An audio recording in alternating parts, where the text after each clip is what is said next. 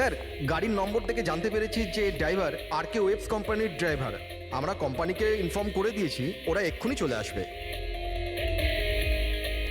একদম কাছ থেকে গুলি চালিয়েছে, পয়েন্ট ব্ল্যাঙ্ক। এই টায়ারের মার্কস, মনে হচ্ছে এখানে কোনো দ্বিতীয় গাড়ি ছিল। আশপাশটা দেখুন, কিছু পাওয়া যায় কিনা। এর গাড়িটাকে গিয়ে দেখি।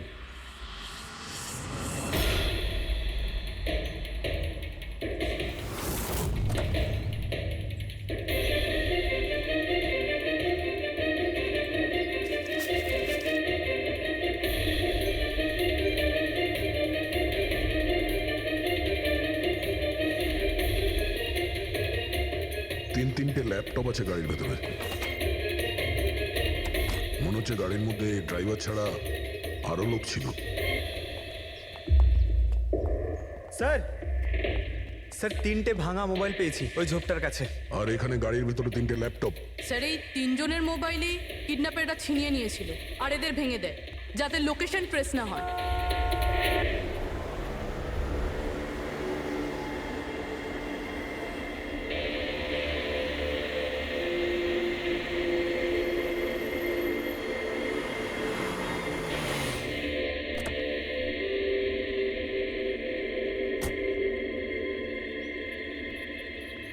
এক্সকিউজ মি,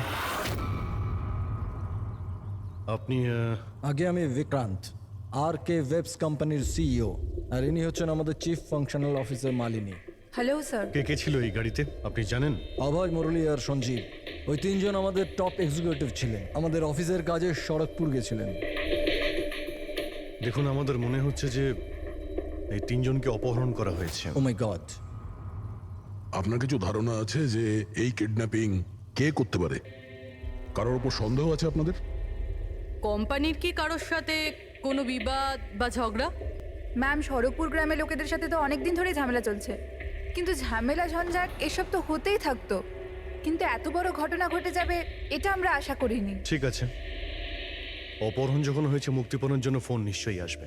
যদি আপনাদের কাছে কোনো ফোন আসে আমাদের অবশ্যই ইনফর্ম করবেন। Sure sir. তাছাড়া খুনি তো এখানে কোনো প্রমাণও ফেলে যায়নি, আর কেউ কিছু জানেও না। যতক্ষণ না ওরা কল করবে আমরা কিচ্ছু করতে পারবো না। পঙ্কজ, বডিটাকে ফরেন্সিক ল্যাবে পাঠিয়ে দাও। মেসেজ আছে। কিডন্যাপারদের ব্যাপারে জানতে হলে এই লিঙ্কে চেক করুন। অনেক হলো ইঁদুর বিড়ালের খেলা, এবার বাস। আমাদের জমি, আমাদের মাতৃভূমিকে বন্ধা করার যে অপরাধ আর কে ওয়েবস করেছে, ওর ক্ষতিপূরণ করতে হবে 50 কোটির হিরে। তোমাদের কাছে 2 দিন আছে, 2 দিন। যদি একটু চালাকি করো না। স্যার, এ তো ওকে মেরেই ফেললো। স্যার, স্যার এই ভিডিওটা ওরা টিভিতে দেখাচ্ছে। কিন্তু এই ফুটেজ চ্যানেলের লোকেরা পেলো কোথা থেকে? এরকম ধরনের ফুটেজ আপনারা ন্যাশনাল টিভিতে দেখাচ্ছেন? হ্যাঁ, আরে আপনাদের কোনো মানবিকতা বিবেক বলে কিচ্ছু নেই নাকি?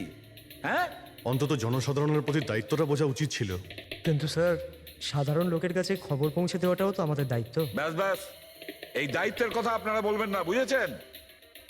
এই দায়িত্ব পালন করতে গিয়েই তো আপনারা ভুলে যান একজনকে খুন করা হচ্ছে আর আপনারা তার ভিডিও দেখাচ্ছেন, কিন্তু এটা ভেবে দেখছেন না যে ওর মা বাবার কি অবস্থা হবে, ওর স্ত্রীর কি অবস্থা হতে পারে, আর ওর বাচ্চাদের কি অবস্থা হতে পারে।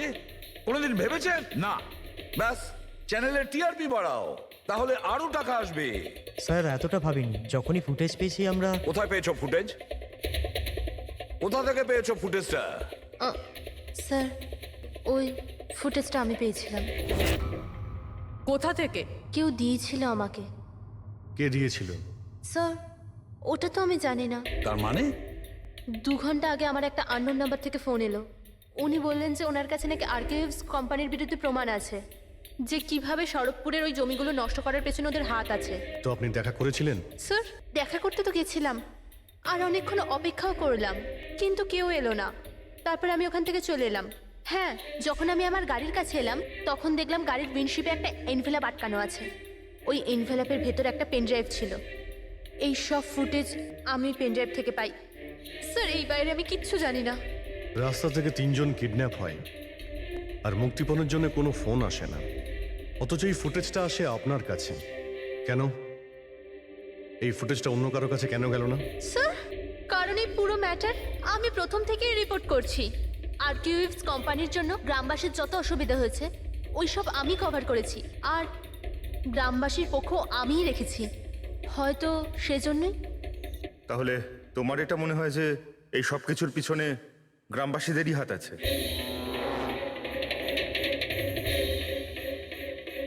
জানি না স্যার,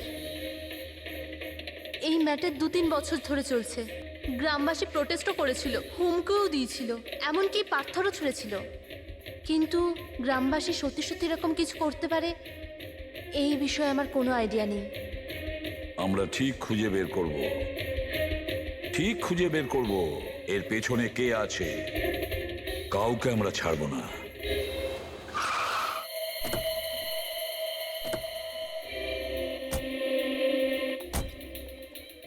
আসুন স্যার। স্যার ইনি সুধাকর, শরৎপুর গ্রামের প্রধান। দেখুন স্যার, এটা ঠিক যে আমরা কোম্পানির বিরুদ্ধে লড়াই করছি, আর এটা আমাদের অধিকারের লড়াই, বহু বছর ধরে চলছে। কিন্তু কিন্তু স্যার আমরা কোনোদিন খারাপ কাজ করিনি, আর এরা এরকম কাজ করতে পারে না স্যার। ভিডিওতে যে লোকগুলো ছিল তারা তো এই গ্রামেরই মনে হচ্ছিল। হ্যাঁ, কথা আর হাতে যে অস্ত্র ছিল সেটা তো গ্রামেরই না। ঠিক স্যার, কিন্তু ওরা নয় স্যার। আমি দাবি করে বলছি স্যার যে কেউ জেনে বুঝে আমাদের গ্রামের লোকদের ফাঁসাতে চাইছে। আচ্ছা, এই ব্যাপারে আগে কোনো হিংসাত্মক ঘটনা ঘটেছিল? স্যার প্রধানত 3-4 জন আছে, মানে ভিড় থাকে কিন্তু সাথে ওই 3-4 জন লোকই থাকে। মনে হয় ওরা কাউকে ভয়ই পায় না, ওরা যে কোনো সীমা পর্যন্ত যেতে পারে স্যার। কারাই মেন 3-4 জন লোক? বিনায়ক, কিশোর আর শঙ্কর। বন্ধ করো, বন্ধ করো, বন্ধ করো, বন্ধ করো! এই অত্যাচার সহ্য করব না। সইব না, সইব না! এই ফ্যাক্টরি আমরা চলতে দেব না। এরাই প্রধান 3 জন। আমরা অনেকবার এদের গ্রেপ্তার করেছি, ওয়ার্নিংও দিয়েছি, কিন্তু কোনো প্রভাব পড়েনি। প্রভাব কি করে পড়বে স্যার?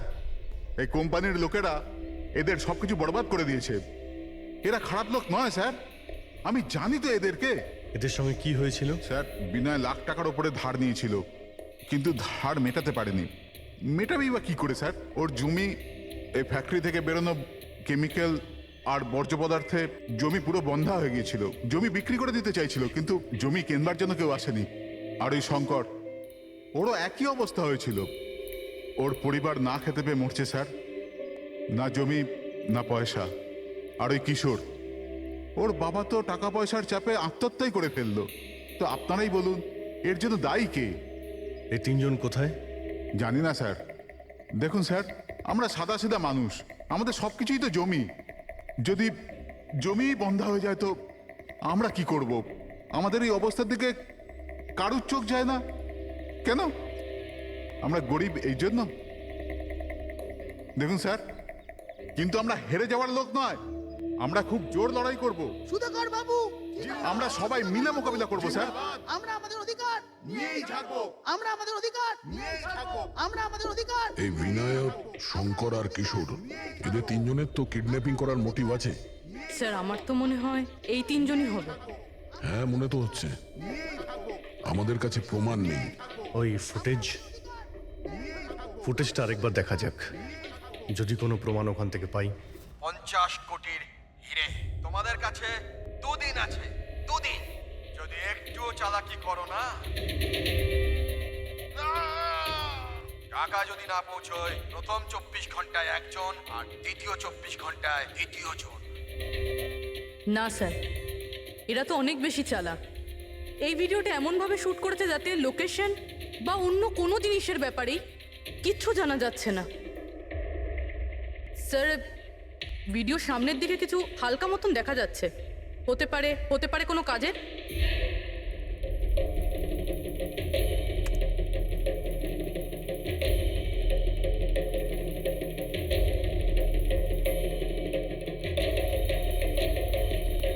পাথর, একটু স্টপ করো,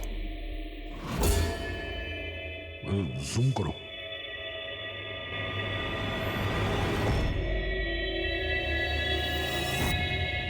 এটা তো পাথর স্যার। এ তো বেশ বড় পাথর, কোনো পাহাড়ের স্যার এটা। কিন্তু আমার এটা এটা কোনো গুহা বলে মনে হচ্ছে, বা কোনো পোড়ো বাড়ি হয় না? পুরবি চেক করে দেখো তো এই গ্রামের আশেপাশে কোনো গুহা বা পুরনো বাড়ি আছে কিনা। গুহা তো অনেকগুলোই আছে, কিন্তু সবগুলো চেক করতে গেলে তো অনেকটা সময় লেগে যাবে। কিন্তু আমাদের কাছে সময়ই তো নেই, শুধু 8 ঘন্টা পড়ে আছে। আর এই 8 ঘন্টার মধ্যে যদি কিছু করতে না পারি তাহলে আরো একটা প্রাণ চলে যাবে, আরো একটা খুন হবে। 1 মিনিট, এই পুরবি একটু আরেকবার রিওয়াইন্ড করো তো।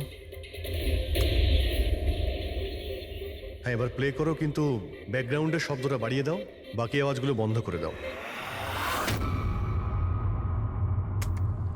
টাকা যদি না পৌঁছয়, প্রথম 24 ঘন্টায় একজন, আর দ্বিতীয় 24 ঘন্টায় দ্বিতীয় জন। জল, মনে হচ্ছে জলের শব্দ। দেখো তো আশেপাশে কোনো ঝর্ণা বা নদী আছে কিনা।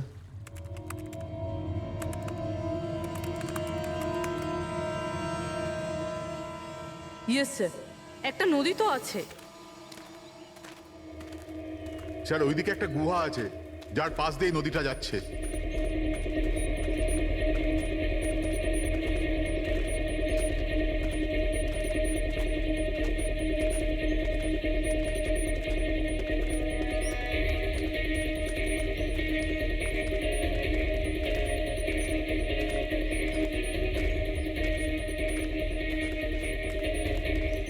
স্যার ওই যে গুহা, ওই দেখুন। ঠিক আছে, আপনারা এখানেই দাঁড়ান।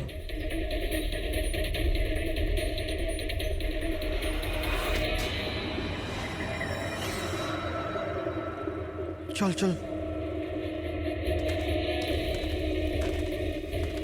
এখানে তো খুবই অন্ধকার।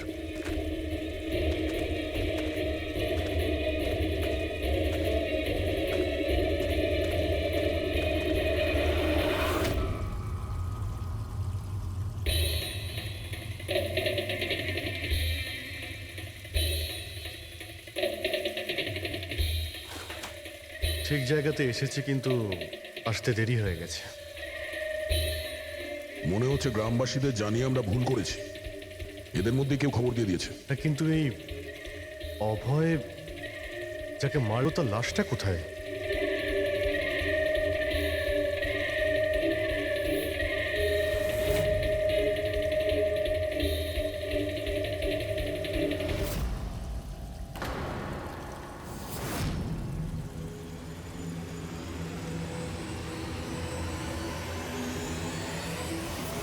ও নো, অভয় এ তো মারা গেছে। কিন্তু এটা কি 6 PM? স্যার, আমার মনে হয় যে আমাদের কাছে আর কোনো উপায় নেই। আমাদের ওদের ডিমান্ড মেনে নেওয়া উচিত। কি বলছেন আপনি? একবার ওদের কথা শুনলে বারবার তোরা এটাই করবে? আপনারা কতবার ওদের ডিমান্ড পূরণ করবেন? তাহলে স্যার আমরা আর কি করতে পারি? মানুষের জীবন টাকার থেকে অনেক বড়, তাই না? নিঃসন্দেহে, নিশ্চয়ই। কিন্তু এ কথার কে গ্যারেন্টি দেবে যে হিরে পাওয়ার পরে ওরা ওদের দুজনকে ছেড়ে দেবে? কোনো গ্যারেন্টি আছে? হতেও তো পারে ওরা আর বেঁচেই নেই, হতেই তো পারে ওই লোকেরা ওদের আগেই মেরে দিয়েছে। কারণ কিডন্যাপিং এর কেসে বরাবরই এরকম হয়। দেখুন, ওরা বেশি দিন লুকিয়ে থাকতে পারবে না। গতবার তো ওদের কাছে আমরা পৌঁছেই গিয়েছিলাম, ব্যাস একটু দেরি হয়ে গিয়েছিল। স্যার, কিন্তু এই কথা কি গ্যারেন্টি আছে যে এইবার দেরি হবে না? যারা কিডন্যাপ হয়েছে তারা আমাদের সাথে কাজ করতো। তাদের ফ্যামিলিজকে আমরা কি জবাব দেব যে আমরা মেনে নিয়েছি ওরা মারা গেছে, তাই আমরা পয়সা দিতে চাইছি না? এনার পরিচয়? স্যার, এ হলো প্রীতি, আমাদের কোম্পানির PR হেড। স্যার, আপনিই বলুন যে কোম্পানির এমপ্লয়িজরা কোম্পানির দায়িত্ব নয়? ওরা কোম্পানির কাজে গেছিল, সেখানে গিয়ে ওরা সমস্যায় পড়েছে।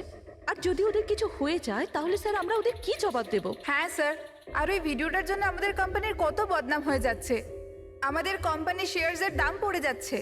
আর এই সময় যদি আমরা টাকার দিকটাই দেখি, তাহলে না আমরা ওদের জীবন বাঁচাতে পারবো, না এই কোম্পানিকে। I think she is right sir. এবার আপনি ঠিক করুন আপনি কি করবেন। আমার মনে হচ্ছে তোমরা দুজনে ঠিক কথাই বলছো। আমাদের হাতে আর কোনো অপশন নেই, আমরা ওদের হিরেটা দিয়েই দিই। কারণ আমি আমার এমপ্লয়ীদের জীবন নিয়ে ছিনিমিনি খেলতে পারি না। Please sir. সীমা, তাড়াতাড়ি, স্যার আপনার জন্য অপেক্ষা Yes. করছেন। Sorry sir, we are late. Interview শুরু করি? লেটস ডু ইট, আমাদের হাতে সময় বেশি নেই। চলো। আরকেওয়েভস কোম্পানির সিইও মিস্টার বিক্রম খুবই ইম্পর্ট্যান্ট অ্যানাউন্সমেন্ট করতে চলেছে। আসুন ওনার সাথে কথা বলি। মিস্টার বিক্রম, আপনি এত আর্জেন্টলি কেন ডাকলেন? আমরা কিডন্যাপার্সদের সমস্ত ডিমান্ড মেনে নিচ্ছি, শুধু ওদের কাছে আমাদের একটাই রিকোয়েস্ট, ও আমাদের এমপ্লয়িজদের কোনো অসুবিধা যেন না করে, ওদের কোনো রকমের কোনো ক্ষতি যেন না করে। Please, it's a request. দেখুন স্ক্রিনে যে নাম্বারটা ফ্ল্যাশ করছে সেই নাম্বারে কিডন্যাপার্সরা আমার সাথে যোগাযোগ করে হিরে কখন কিভাবে দিতে হবে সেটা আমাদের বলতে পারে। But again I would like to request one thing, please don't harm my employees. Thank you so much. Thank you. এক্ষুনি আপনারা আরকেওয়েভস কোম্পানির সিইও মিস্টার বিক্রমের কথা শুনলেন। উনি কিডন্যাপারদের ডিমান্ড মেনে নিয়েছেন। উনি কিডন্যাপারদের আপিল করেছেন যেন ওনার লোকেদের ছেড়ে দেওয়া হয়। আর এদিকে সিআইডি এই আশঙ্কা করছেন যে কিডন্যাপারটা ওদের লোকেদের আগেই মেরে দিয়েছে। এই খবরের আপডেটের জন্য সঙ্গে থাকুন আমাদের সাথে। চলুন স্যার।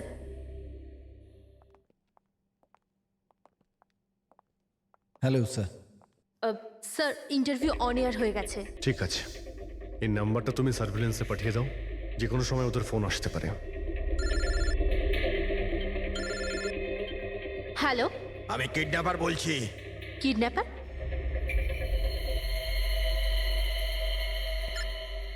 শোনো, ওই যে হিরে আছে না, ওটা তুমি নিয়ে আসবে। এখানে তোমাকেই আসতে হবে, তাও একা। আমি? আমি কেন?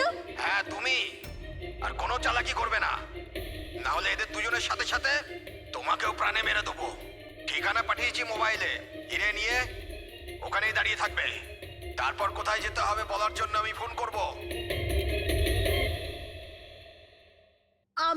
আমি যাব না। আপনারা প্লিজ অন্য কাউকে পাঠিয়ে দিন।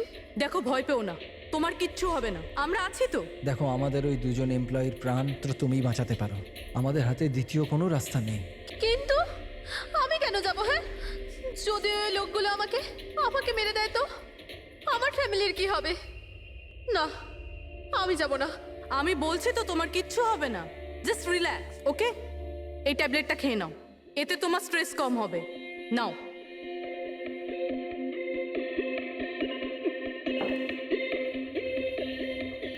দেখো সীমা, আমরা তোমাকে একা পাঠাচ্ছি না, আমরা আশেপাশেই থাকবো, তোমার সঙ্গে ট্র্যাকিং ডিভাইস থাকবে, তুমি যেখানেই যাবে আমরা জানতে পেরে যাব।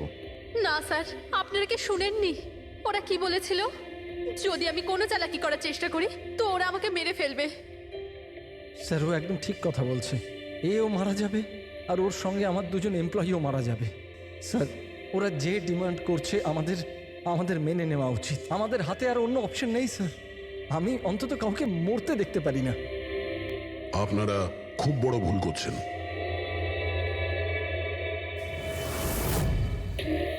জল জল, কেউ জল তো দিন অন্তত। দেখুন, আমার অ্যাজমা আছে, আমাকে আমার ওষুধটা দিন। আরে ওষুধ নয় তো, আমার চোখটা তো খুলে দাও, আমার দম বন্ধ হয়ে আসছে, প্লিজ আমাকে খুলে দাও। ছেড়ে দাও আমাদের, দেখো তোমরা টাকা তো পেয়েই যাবে। চুপ, একদম চুপ। এই নিয়ে যাও ওকে, না হলে প্রাণে মেরে দেবো।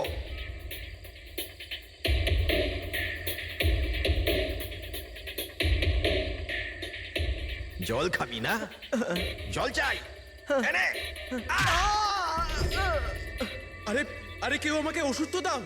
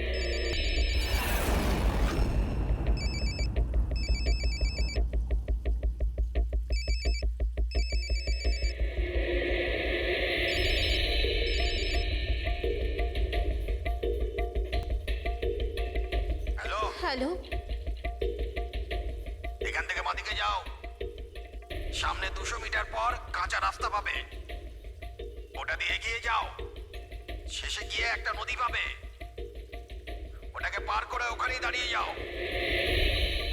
আর হ্যাঁ, ফোন সাথেই রাখবে, আবার কল করব আমি।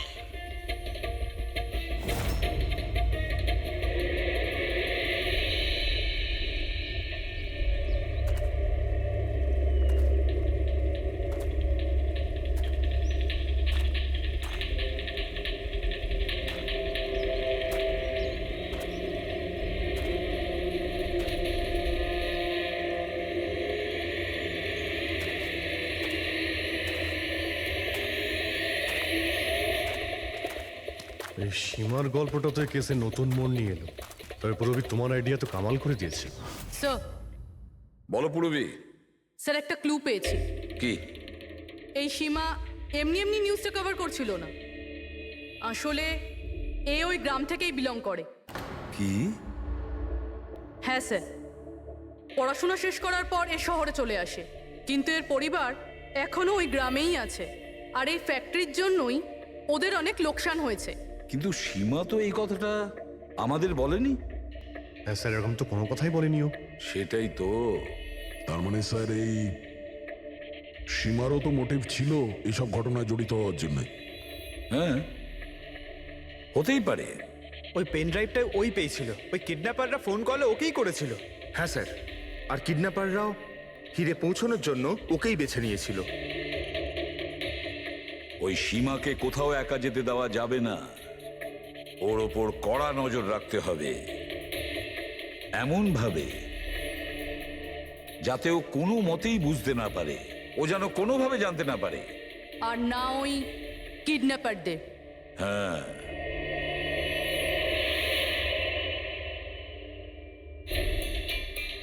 পঙ্কজ, এটা একটা মাইক্রো ট্র্যাকার। ব্যাস, এইবার এটা যে কোনোভাবে এই ক্যাপসুলটা সীমাকে খাওয়াতে হবে। আমাদের কাজও হয়ে যাবে, আর ও বুঝতেও পারবে না।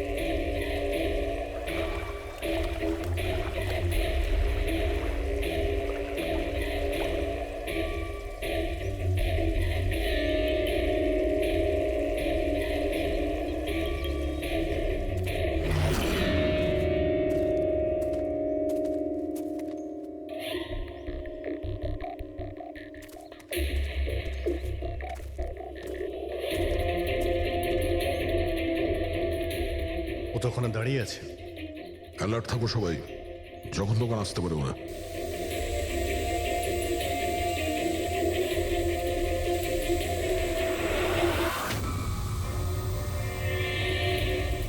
ড্রোন?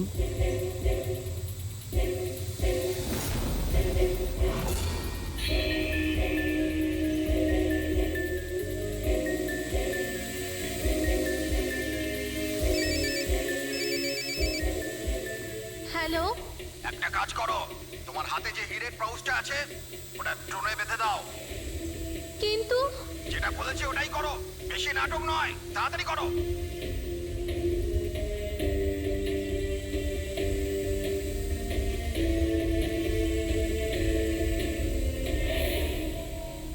তো ড্রোনে বেঁধে দিচ্ছে।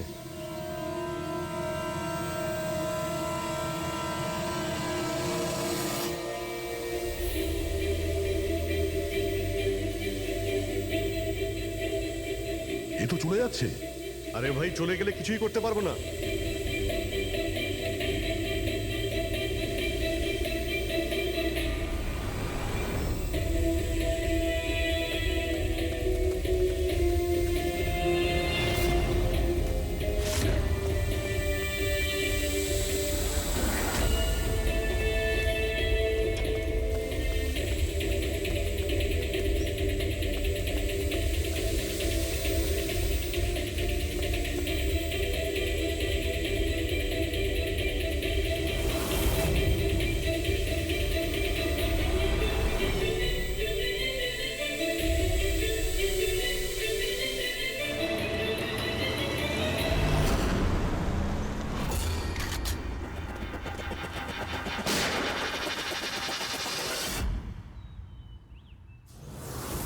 শিট। স্যার, এবার তো হিরেও ওদের কাছে আছে। স্যার, এদিক থেকে কোনো আওয়াজ আসছে। স্যার, এদিক থেকে কোনো আওয়াজ আসছে। স্যার,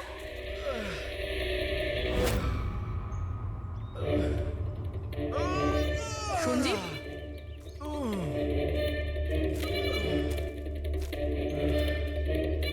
ও নো, মুরলি?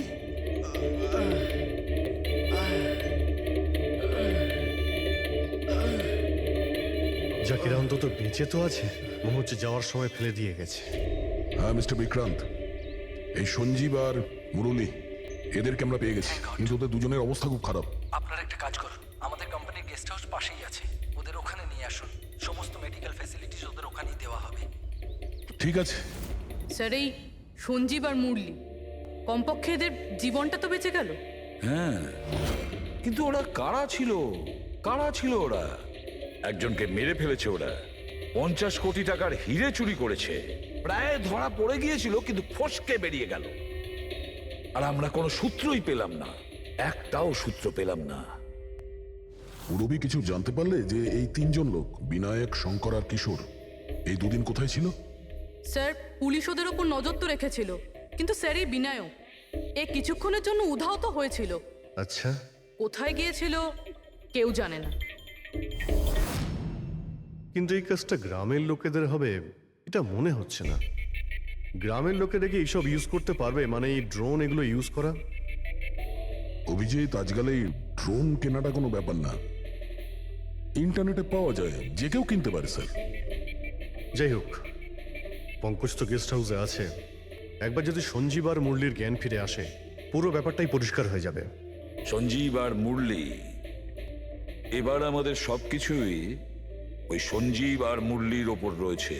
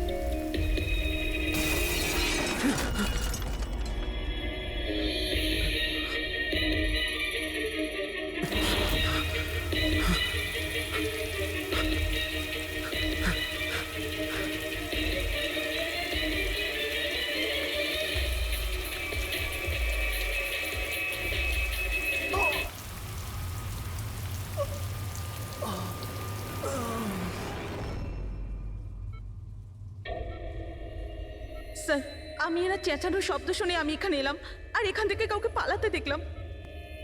স্যার আমরা তো ভেবেছিলাম যে সব কিছু শেষ হয়ে গেছে, সব কিছু ঠিক হয়ে গেছে। স্যার ওরা তো হিরেটাও পেয়ে গিয়েছিল, তাই না? তাহলে এই খুন দেখুন না স্যার, মুরলি এখনো কত শক পেয়ে আছে। আপনাদের মধ্যে কেউ কি ওর মুখটা দেখতে পেয়েছিলেন?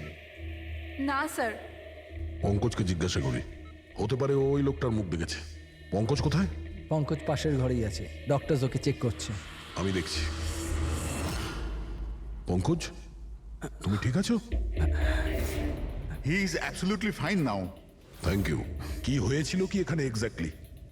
Sir I am really sorry sir, আমি ঘুমিয়ে পড়েছিলাম। স্যার অ্যাকচুয়ালি হয়েছিল কি বলুন তো, সঞ্জীব আর মুরলির ঘরে যখন যাই তখন ওরা ঘুমোচ্ছিল, তাই আমি বাইরে চলে আসি হলেও কিছু লোক ঘুমোচ্ছিল।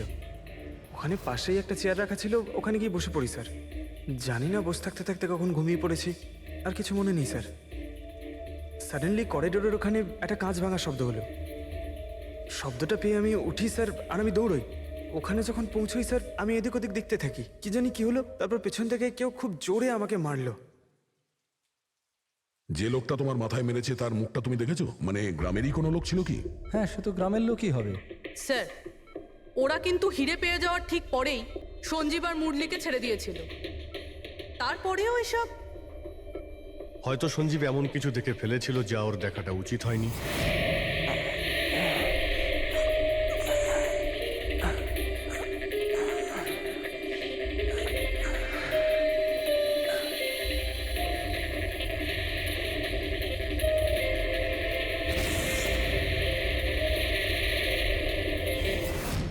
ওদের বিপদ হতে পারতো, সেই জন্যে। স্যার সঞ্জীব যদি এরকম কিছু দেখেই ফেলে, তাহলে সঞ্জীবকে আগেই কেন মেরে ফেললো না? তখন মারতে পারেনি বলেই তো এখন মেরে গেল।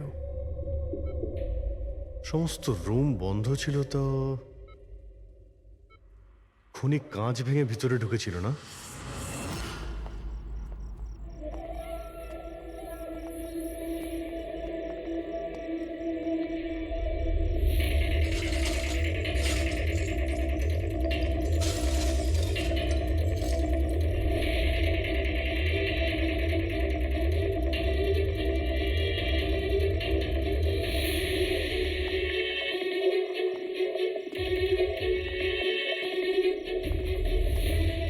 এখন কেমন আছো? কাঁচটা তো বাইরে থেকেই ভেঙে দিয়েছে।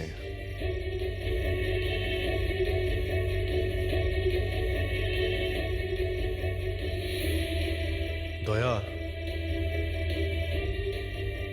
দেখতে পাচ্ছ?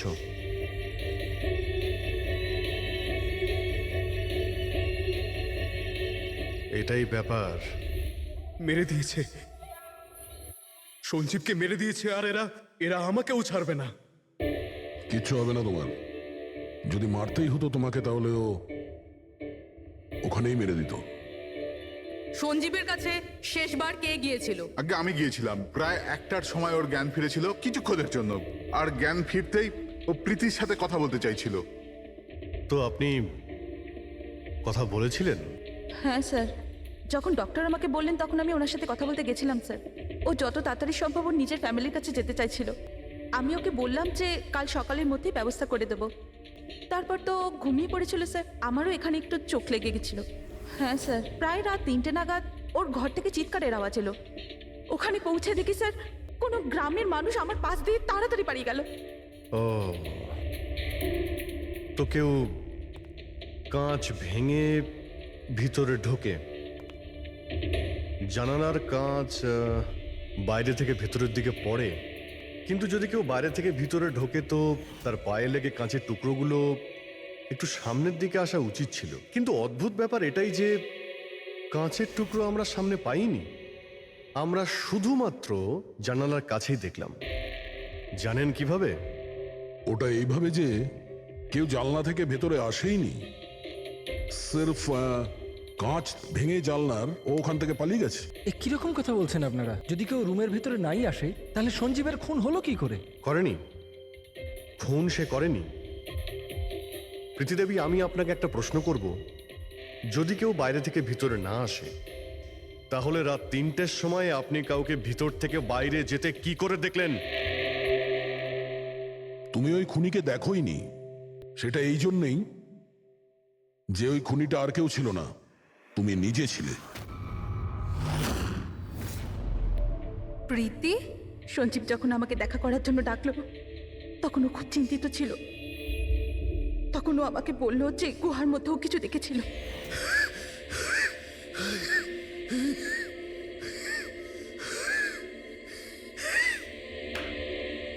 আরে কেউ জল তো খাওয়াও।